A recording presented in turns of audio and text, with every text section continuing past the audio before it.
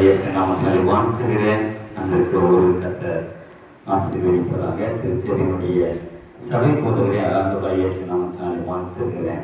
அல்லேலூயா, அல்லேலூயா. கிறிஸ்துவின் பாடும் மரணங்களை குறித்து தியானித்துக் கொண்டிருக்கிறோம். இது 3வது வார்த்தைக்காக நாம் ஆயத்தப்பட்டுக் கொண்டிருக்கிறோம். கர்த்தர் நம் ஒவ்வொருவரையும் அன்பாய் வழி நடத்துவாராக.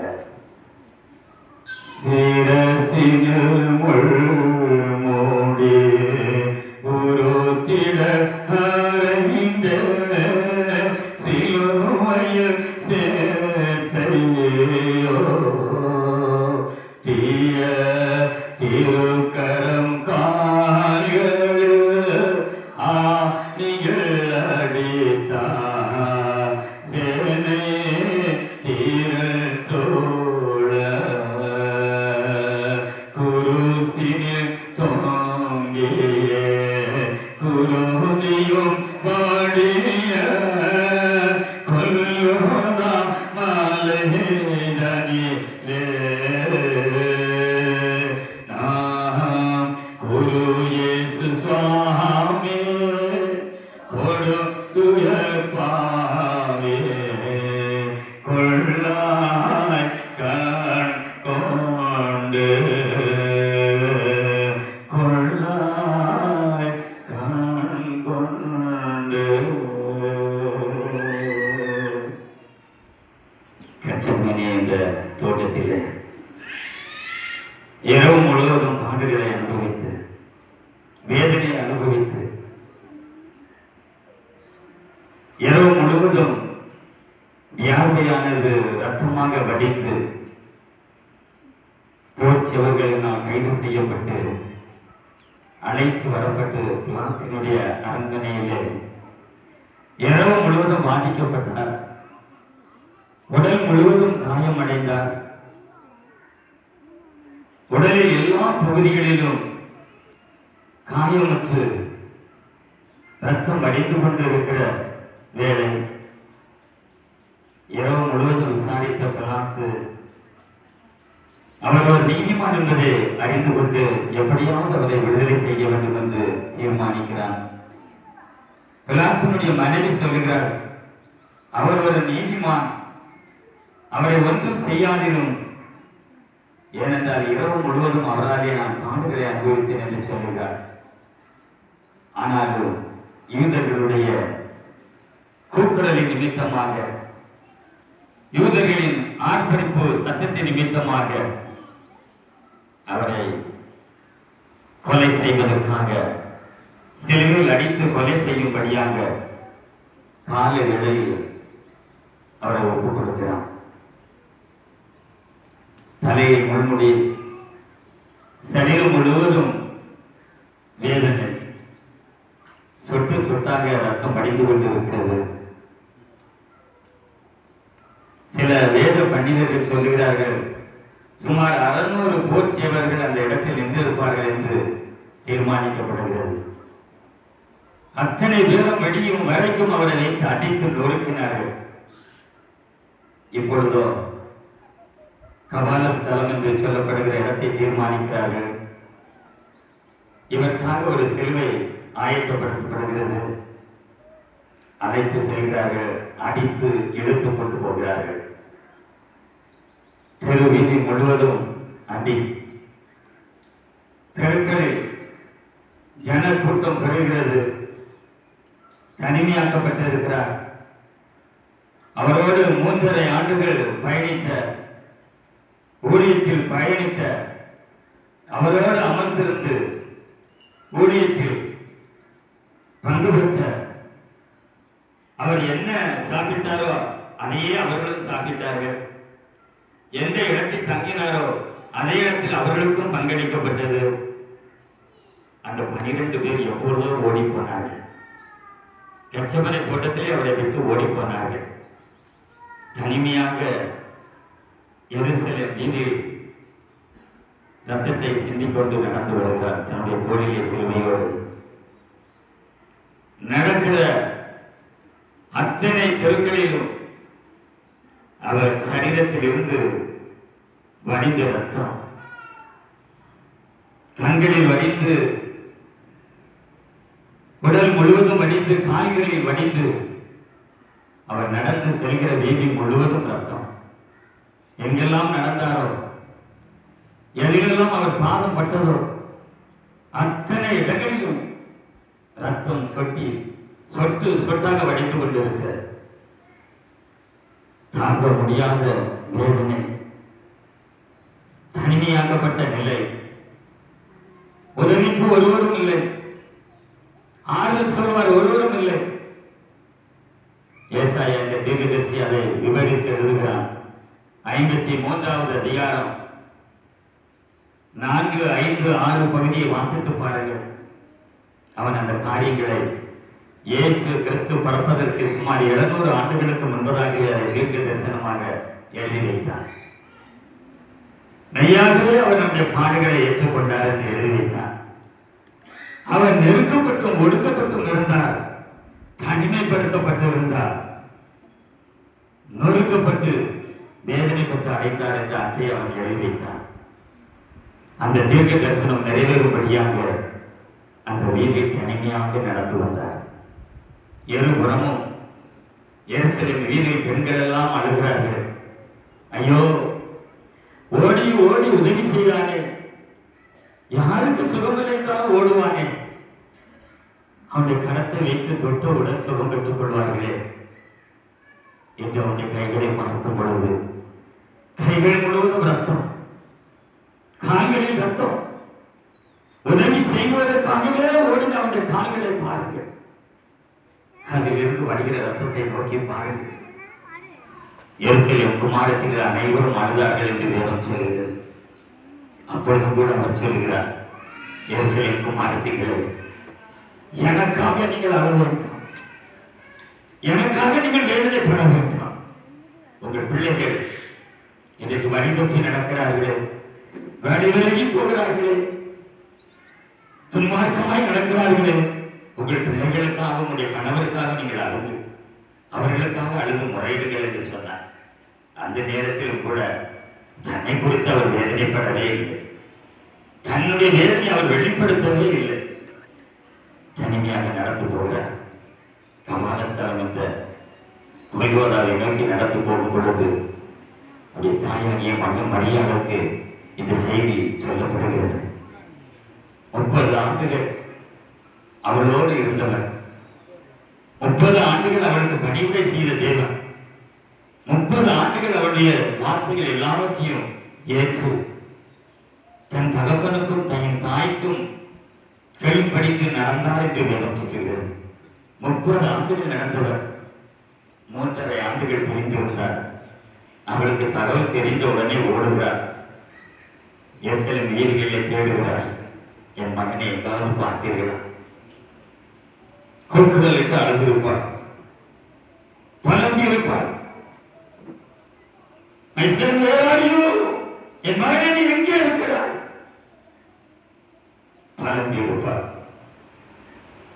கண்ணீர் வடித்திருக்கும். என் மகனை எப்படியாவது நான் பார்க்க வேண்டும், எப்படியாவது அவனை பார்த்து அவனை விசாரிக்க வேண்டும். புலம்பி எருசலேம் வீதியை தேடி ஓடினார். பார்க்கிற இடத்தில் எல்லாம் ரத்தம். அவர் சொல்லி புலம்பி இருப்பார், இது என்னுடைய மகனுடைய ரத்தம், இந்த புல்தரையில் பற்றப்போது என் மகனுடைய ரத்தம், இந்த செங்கல் பதித்து இந்த வீதியில் பதித்திருக்கும் ரத்தம் என் மகனுடைய ரத்தம். தொடர்ந்து ஓடினார்.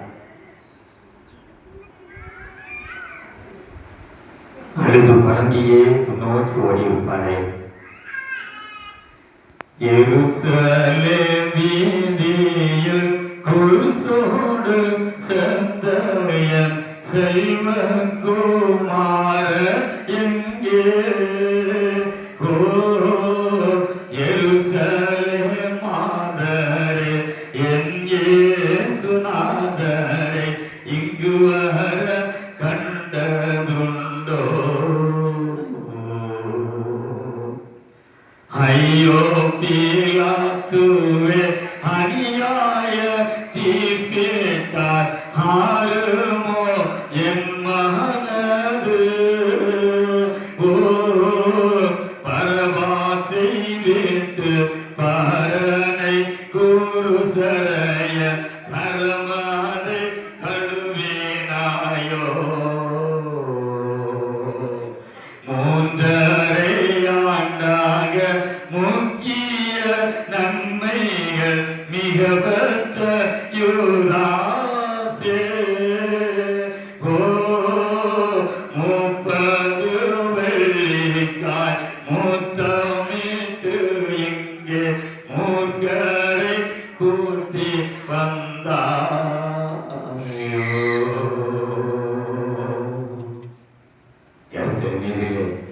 அழுது புலம்பி ஓடுகிறார். என் மகனுடைய ரத்தம் தெருவில் வடித்துக் கொண்டிருக்கிறது. என் மகனுடைய ரத்தம் இந்த வீதியில் வீணாய் வடித்திருக்கிறது. குருவரா இந்த மேட்டிற்கு வந்து பார்க்கிறார். அவருடைய மகனுடைய ரூபம் இல்லை, அவர் அழகும் இல்லை, சௌந்தரியமும் இல்லை என்று வேதம் சொல்கிறது. அவரை பார்க்கும் பொழுது விரும்பப்படத்தக்க ரூபம் இல்லை என்று வேதம் சொல்லுகிறது. 52:14 அப்படி சொல்லுகிறது. ஒன்றுக்கும் உதவாத நிலையில் இருந்தார்.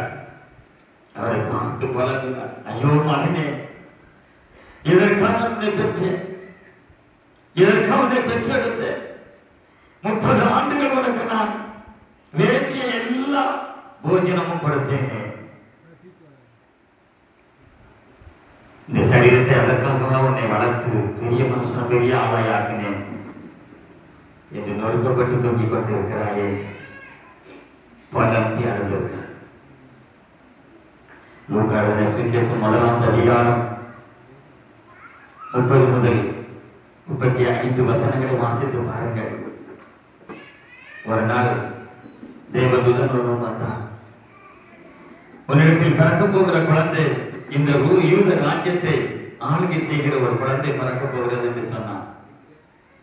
எனக்கு மற்றற்ற மகிழ்ச்சி. என் வயிற்றில் பிறக்க போகிற குழந்தை யூதனுடைய ராஜ்யமாய் பிறக்க போகிறானே, எவ்வளவு சந்தோஷப்பட்டேன் தெரியுமா? லூக்கா எழுதின சுவிசேஷம் 2ஆம் அதிகாரம் 11 முதல் 18, 19 வசனங்களை வாசித்து பாருங்கள். நீ பிறந்திருக்கும் பொழுது மேய்ப்பர்கள் வந்தார்கள். உன் பாதப்படியில் வந்து விழுந்து உன் கால்களை தொட்டு வணங்கினார்கள். ஏதோ பெரிய ஒரு ராஜா பிறந்திருக்கிறார் என்று சொல்லும் பொழுது என் உள்ளம் எப்படி மகிழ்ந்தது தெரியுமா? மேய்ப்பர்களெல்லாம் என் பிள்ளை வந்து வணங்குகிறார்களே. மத்திய எழுதின சுவிசேஷம் 2ஆம் அதிகாரம் 10, 11 வசனங்களை வாசிக்கும் பொழுது சாஸ்திரிகள் வந்தார்கள். பாதப்படியில் வந்து அநேக வெகுமதிகளை படைத்தார்கள். சாஸ்திரமாக கால்களை விழுந்து வணங்கினார்கள். பிறந்திருக்கும் ஒரு குழந்தை கால்களில் ஒரு சாஸ்திரிகள் வணங்குகிறார்கள் என்று சொல்லும் பொழுது எவ்வளவு பெருமைப்பட்டேன் தெரியுமா? இதற்காக பெற்றெடுத்தேன். நீ ராஜாவான் வருவாய் என்று நினைத்தேனே. சாஸ்திரிகள் உன்னை வணங்கும் பொழுது நீ பெரிய ஒரு ராஜாவாய் வருவாய் என்று நினைத்தேனே. இப்பொழுதோ ஆதரவற்று யாராலும் உன்னை விடுதலை செய்ய முடியாத சூழலில் உன்னை சிலுவையில் அடித்திருக்கிறார்களே. பல அங்கே அழுதாள் மரியா. லூக்கா எழுதின சுவிசேஷம் 2ஆம் அதிகாரம் 25, 35 வசனங்களை வாசித்து பாருங்கள். முதல் முறையாக உன்னை நான் ஆலயத்துக்கு எடுத்துக்கொண்டு போனேன். சிமியோன் என்ற ஆசாரியன் வந்தான். உன்னை பார்த்த பொழுது எவ்வளவு சந்தோஷப்பட்டான் தெரியுமா? தேவனை நான் பார்த்து விட்டேன், ஆண்டவரை நான் பார்த்து விட்டேன், நானே மறித்தான் போதும். உன்னை தேவகுமாரன் என்றே அவன் சொன்னானே. ஆனால் 35வது வசனத்தை சொன்னான், ஒரு நாள் உன்னுடைய உள்ளத்தை ஒரு பட்டயம் உருவி போகும், உன் இதயத்தை ஒரு பட்டயம் உருவி போகும் என்று சொன்னானே. அதுதான் இந்த பட்டயமா? அதுதான் இந்த பட்டயம் இன்றைக்கு என்னுடைய உள்ளத்தை உருகி போகிறதா? அழுது புலம்புகிறான், வேதனைப்படுகிறான், கண்ணீர் வடிக்கிறான். இயேசு சிலுவையில் தூங்கி அவருடைய கண்களில் ரத்தம் வடிந்து கண்கள் திறக்க முடியவில்லை. மீதியான ரத்தம் அவருடைய வாய்க்குள் நுழைந்ததனால் வாய் உடைந்த நிலையில் இருக்கிறது. வாய் திறக்க முடியவில்லை. பேச முடியாத சூழ்நிலையும் கூட, கண்கள் திறக்க முடியாத ஒரு சூழ்நிலை. வேதனைப்பட்டுக் கொண்டிருக்கிறார். என்ன செய்வது என்று அறியாமல் மரியாதை முன்னின்று பார்த்துக் கொண்டிருக்கிறார். என்னுடைய மகனுடைய கண்கள் திறக்கப்படவில்லை. முன்பதாக 2 வார்த்தைகளை அவர் பகிர்ந்து கொண்டார்.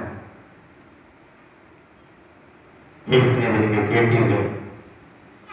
இருந்தவர்கள் அனைவரும் அவருக்கு முன்பதாக நின்ற அனைவரும் அவருக்கு எதிராளிகள்.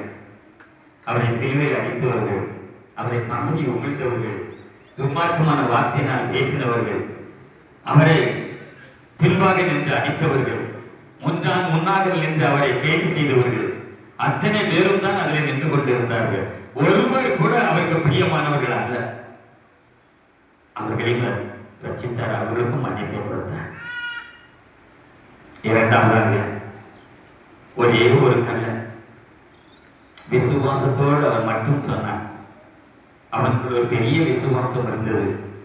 இவர் இந்த உலகத்தை மீட்க வந்தவர், இவர் சகல பாவங்களை மன்னிப்பதற்கு ஏற்றவர், இவர் நம்மை பரலோகத்தில் கொண்டு போய் சேர்ப்பார் என்ற ஒரே ஒரு விசுவாசம் அவனுக்கு எழுந்தது. அந்த விசுவாசத்தினாலே அவன் ரட்சிக்கப்பட்டான். அந்த விசுவாசத்தினாலே அவன் பரலோகம் சென்றான்.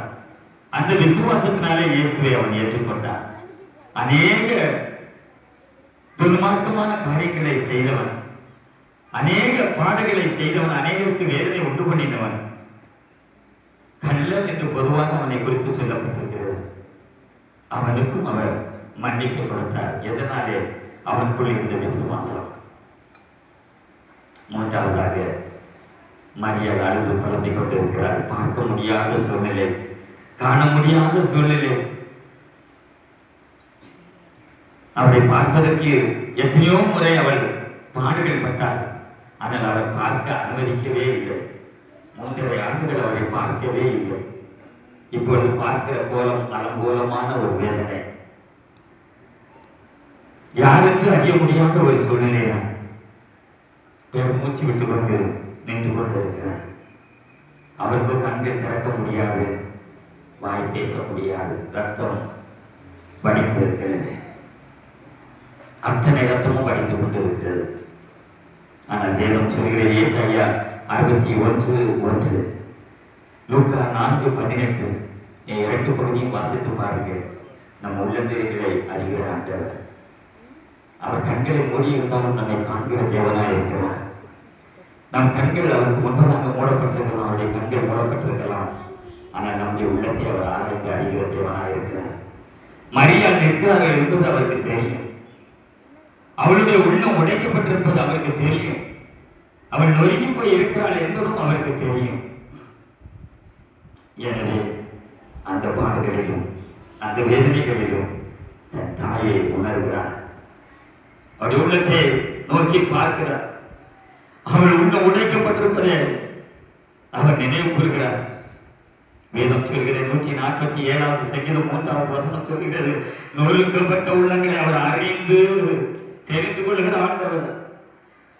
என் அன்பு சகோதரியே, எதனால் நீ நொறுக்கப்பட்டிருக்கிறாயோ? கீழ்ப்படியாத பிள்ளைகள், சொல் பேச்சு கேட்காத கணவன்மார்கள், சொல் பேச்சு கேட்காத மனைவிகள், பிள்ளைகள், இதனால் ஒருவேளை நீ நொறுக்கப்பட்டு இருந்தாலும், உன் உள்ளம் உடைக்கப்பட்டு இருந்தாலும், உன் ஒவ்வொரு தாயினுடைய உள்ளத்தையும் அவர் அறிந்திருக்கிறார் என்பதை நினைத்துக்கொள். அந்த மரியாள் தன் தாயினுடைய உள்ளத்தை அவர் அறிந்திருந்தார். அவள் உள்ளம் எப்படி நொறுக்கப்பட்டிருக்கிறது என்பதை அறிந்திருந்தார்.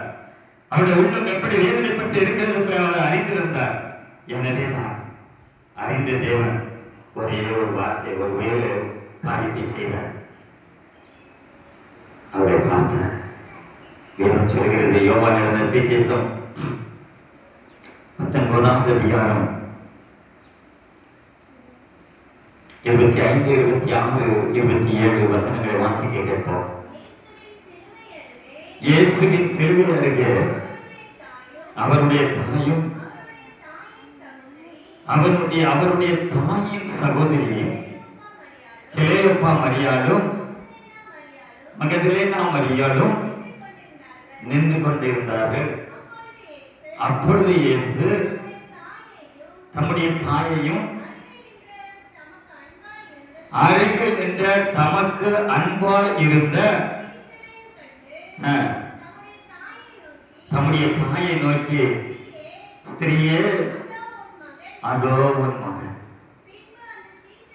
பின்பு அவருடைய சீசனை நோக்கி, அதோ உன்னுடைய தாய் விட்டு கொண்டிருக்கிறார். அந்நேரம் முதல் அந்த சீசன் அவரை தன்னிடம் அவளை சேர்த்து கொண்டார். உள்ளத்தை அறிந்த ஆண்டவர் என் தாய்க்கு ஒரு புகலிடம் கொடுக்க வேண்டும். 30 ஆண்டுகள் அவருக்கு அவள் தாய், 3.5 ஆண்டுகள் பிதாவாகிய தேவனுக்கு குமாரனாய் ஜீவித்தார். எனவேதான் அவர் சொல்கிறார், இந்த 3.5 ஆண்டுகள் நான் உன்னுடைய குமாரன் அல்ல, என் தாயே என்று சொல்லியிருக்கலாம், என் அம்மாவே என்று சொல்லியிருக்கலாம், ஸ்திரியே என்று சொல்லுகிறார்.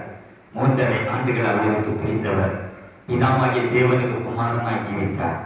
எனவே சொல்லுகிறார், ஸ்திரியே, அருமையான பெண்ணே, உன்னுடைய உள்ளத்தை நான் அறிந்திருக்கிறேன், உன் உள்ள உடைக்கப்பட்ட நிலையை நான் அறிந்திருக்கிறேன். உனக்கு நான் ஒரு உதவி செய்ய வேண்டும். நான் இந்த உலகத்தை விட்டு கடந்து போக போகிறேன். நீ என்னை பார்க்க முடியாது, நீ என்னை காண முடியாது. நான் கடந்து போக போகிறேன், இந்த உலகத்தை விட்டு பிரிந்து போகிறேன், உன்னையும் பிரிந்து போக போகிறேன். எனவே உனக்கு நான் ஒரு புகலிடத்தை தருகிறேன். எனக்கு அன்பா இருந்த சீசன் என் மார்பில் சாய்ந்தவன் இனி உன் மார்பில் அவன் சாய்ந்து கொள்வான். இனி உன் மார்பில் அவன் சாய்ந்து கொள்வான். உன்னை அவன் பாதுகாத்துக் கொள்ளுவான், உன்னை பலப்படுத்துவான், உனக்கு ஆறுதலை தருவான். அவனை நீ உன்னுடைய மகனாக ஏற்றுக்கொள், உன் மகனாக ஏற்றுக்கொள். நான் என் பிதாவினிடத்தில் நான் போக வேண்டும், உன்னை விட்டு நான் பிரிந்து போகிறேன். பல அப்படி கொண்டு தாயை நோக்கி செல்கிறார். உனக்கு ஒரு புகலிடத்தை நான் தருகிறேன். அருமையான பிள்ளைகளே, பெற்றோரை விட்டு பிரிந்து இருக்கிற நிலைகள் உண்டா? பெற்றோரை கவனிக்காத பிள்ளைகள் எத்தனையோ பிள்ளைகள் இருப்பார்கள். உங்களுக்கு தான் இந்த வார்த்தை, உன் தகப்பனையும் தாயும் நேசிக்க வேண்டும். உன் வாழ்நாள் நீடித்திருப்பதற்கு உன் தகப்பனையும் தாயையும் கனம் பண்ண என்று வேதம் சொல்கிறது. உன் ஆயுசு நாள் என்று எழுதப்படவில்லை. ஆயுசு நாட்கள் என்றால் நீ பூமியில் வாழ்கிற நாட்கள், அவ்வளவுதான். அதுதான் ஆயுசு நாட்கள். உன் வாழ்நாள் என்பது பரலோகத்தில் ஆரம்பிக்கிற அந்த வாழ்நாளை நீ பெற்றுக்கொள்ள வேண்டுமானால் உன் தகப்பனையும் உன் தாயும் நீ நேசிக்க வேண்டும். உன் தகப்பனையும் உன் தாயும் நீ நேசிக்க வேண்டும், அவர்களை பாதுகாத்துக் கொள்ள வேண்டும். உலகத்துக்கே ரட்சகராக வந்த இயேசு கிறிஸ்து தன் தாய்க்கு ஒரு புகலிடத்தை கொடுத்தாரே, தன் தாய்க்கு ஒரு புகலிடத்தை கொடுத்தாரே. அந்த யோவான் யாரு தெரியுமா? மரியாளுடைய தங்கை மகன். வேதத்தில் மொழியாக வாசித்து பாருங்கள். அந்த மரியாளுக்கு இயேசு கிறிஸ்துக்கு உறவின் முறை அந்த யோவான் சித்தியினுடைய மகன். அது வேதத்தில் பல இடங்களில் காணப்படலாம். எனவே உறவு முறையின்படியே அவனை மகனாக அந்த மரியாதைக்கு கொடுத்தாரே, நமக்கும் ஆறுதல் செய்வார். நொறுக்கப்பட்ட உள்ளத்தில் இருக்கிற என் அன்பு தாய்களே, என் சகோதரிகளே, உன் உள்ளத்தை அவர் இன்றைக்கு அறிந்திருக்கிறார். இந்த இடத்தில் நீ கடந்து செல்லும் பொழுது உன் உள்ள உடைக்கப்பட்ட நொறுக்கப்பட்ட ஆறுதலற்று இருக்கிற உன் உள்ளத்தை அவர் நோக்கி பார்ப்பார். உன் உள்ள உடைக்கப்பட்ட உள்ளத்தை நோக்கி பார்ப்பார். உனக்கு ஒரு ஆறுதலை அவர் கொடுப்பார். நிச்சயமாகவே உன்னை ஆறுதல் படுத்துவார். உன்னை உன் கண்ணீரை கரைப்பார். கண்ணீரெல்லாம் துடைப்பார், கண்மணி போல் காப்பார். கண்ணீரெல்லாம் துடைப்பார், கண்மணி போல் காப்பார். காணேங்கும் போந்த கஷ்டங்கள் வந்தாலும் கனிவோடு உன்னை காத்திடவே. காணேங்கும் போந்த கஷ்டங்கள் வந்தாலும் கனிவோடு உன்னை காத்திடவே. இயேசு அழைக்கிறார், இயேசு அழைக்கிறார். அவரை உன்னை தம் கரங்கள் நீட்டி இயேசு அழைக்கிறார், இயேசு அழைக்கிறார். உள்ளத்தை ஆராய்ந்திருக்கிற தேவன், உடைக்கப்பட்ட உள்ளத்தை ஆராய்ந்து அறிந்திருக்கிற தேவன் இன்றைக்கு உன்னை ஆதரித்து வழி நடத்துவார், ஆசீர்வதிப்பார். கர்த்தர் உங்களை ஆசீர்வதிப்பாராக. ஆமென்.